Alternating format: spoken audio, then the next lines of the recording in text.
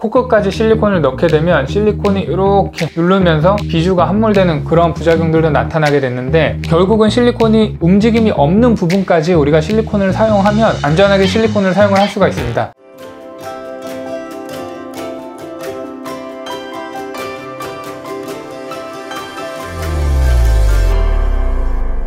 안녕하세요, 닥터오공TV 용주입니다. 이번 영상에서는 코 성형에서 가장 말이 많은 재료인 실리콘, 요거에 대해서 좀 설명드려 보도록 하겠습니다. 실리콘은 이제 가장 많이 사용하는 재료인데, 또 그렇기 때문에 부작용을 호소하시는 분들도 많이 있어서 실리콘에 대해서 거부감이 심하신 분들도 있고, 또 아무 거부감 없이 사용하시는 분들도 있고, 그런 재료여서 이번에 실리콘에 대해서 조금 더 자세히 설명해 보도록 하겠습니다. 우선 코 성형이 처음 시작될 당시에 실리콘은 가장 먼저 사용됐던 재료입니다. 그렇기 때문에 L형 실리콘 을 사용한다거나 코끝까지 그냥 여기까지 실리콘을 확 삽입을 해버린다거나 이런 실리콘들이 이제 초기에 사용을 하게 되었던 겁니다. 그래서 L형 실리콘이나 이런 것들이 문제된다는 거는 아마 다른 영상에서도 많이 보셨을 겁니다. 그런데 이런 L형 실리콘이나 코끝까지 넣는 실리콘들이 부작용이 보고되면서 이제 그 문제점들에 대해서 개선하기 시작했는데, 주로 이 L형 실리콘 같은 경우는 코끝에 이 부분을 계속 자극하게 되면서 염증을 유발하고 피부가 괴사되고 또 염증 때문에 들리고 심지어는 탈출되기도 하고 그런 부작용을 호소해서 그 실리콘을 넣고 나서 앞에다가 비연고를 한 조각 넣는, 코끝 피부를 좀 덜 건드리게 하는 그런 방법들이 시도되고 했는데, 그 정도 연고를 삽입해서는 이러한 실리콘의 부작용을 막을 수가 없어서 이제 L형 실리콘이랑 코끝 실리콘을 사용하지 않는 게 지금은 정설로 굳어져 있습니다.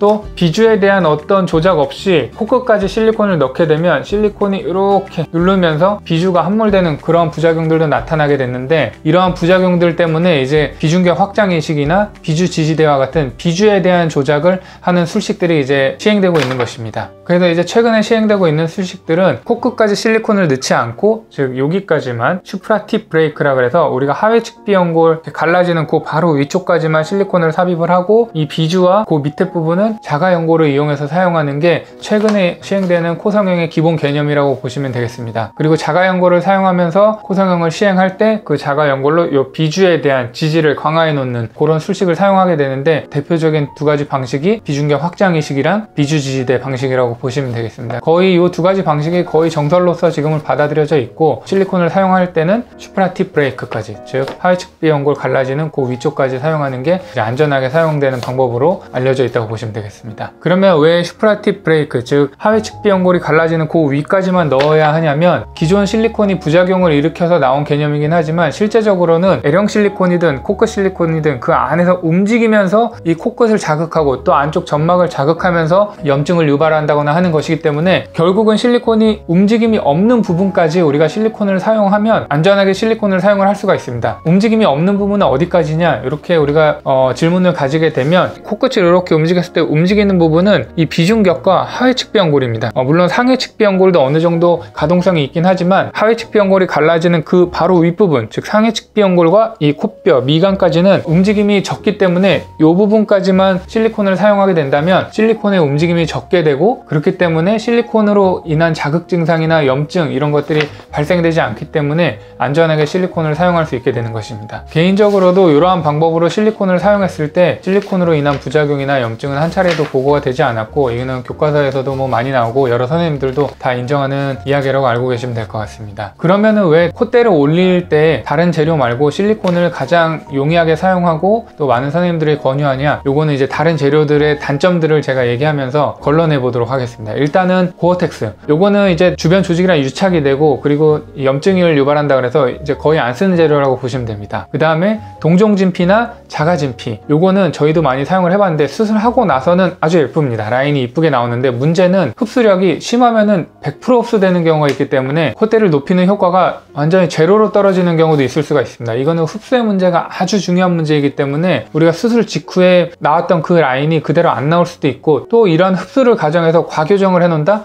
그런 경우에는 또 흡수가 안 되는 경우도 있고, 또 어느 정도 과교정해야 되는지도 불명확하기 때문에 이 진피를 콧대로 올리는 거는 개인적으로는 추천하지 않는 방법입니다. 그 다음에 이제 자가늑연골인데, 자가늑연골은 일단은 실리콘을 깎아서 넣는 만큼 우리가 충분한 양을 얻을 수 없는 경우도 많고, 왜냐하면 비주 지지대로도 써야 되고 기술적으로 실리콘처럼 완벽하게 그 라인을 깎아내기도 불가능합니다.